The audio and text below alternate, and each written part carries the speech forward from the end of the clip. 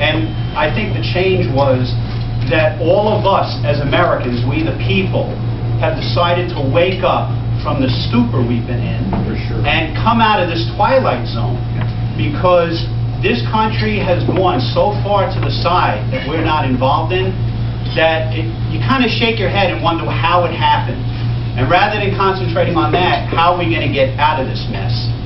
So for me, I've decided to run as an independent and a conservative. Many reasons behind that. First of which is, honestly, I have no idea what either party is doing. Either one. They're misrepresenting, not representing. We need representatives in Washington that actually listen to the people. So for us in Connecticut, our motto is Connecticut first and America always. How hard is this for people to grasp? You know, for me, I was a volunteer firefighter who served at Ground Zero for 3 weeks. I answered that call.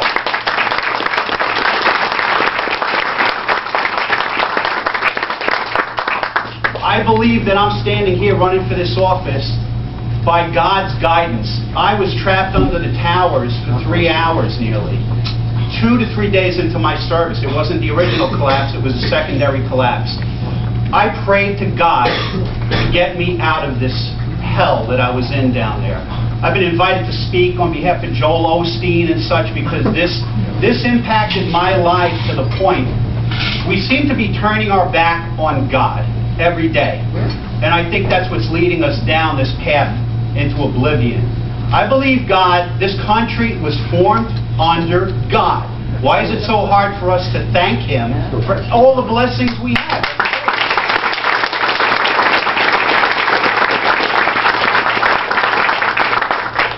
His hand literally guided me out of Ground Zero. After praying to Him, He gave me the vision of my 3 babies, which I held in my hand in the pitch darkness underneath that mess.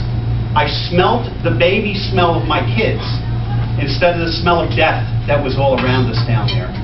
And I knew that I would dedicate my life. And I said, if you get me out of here, I promise to dedicate myself to you. I was a fireman, I was a business owner. I too started after my dad immigrated to this country from Europe. Started with nothing, brilliant engineer, started a life. I took his business, grew it tenfold after I graduated college as a teacher. And I didn't want to work in this business. I saw the headaches, the heartaches, everything. I wanted to be a teacher. I loved kids, I loved teaching people. I was a karate instructor, swimming instructor, ski instructor. What a life, right? I mean, this is like, hey, what am I doing here? But the bottom line is, I had this call to do what I did at Ground Zero. I did it. My son was training to be a firefighter. After bringing him to Ground Zero, after marching next to him on the Columbus Day Parade in dress uniform together, looked around in the city that I grew up in and said, Dad, I'm going to put the firefighting gig on hold for now, and I'm going to join the Marines. And he went straight into Paris Island. 16 years old, he started his pre-training, went in, still serving. God bless these kids, God bless these Americans. I feel that we're letting them down.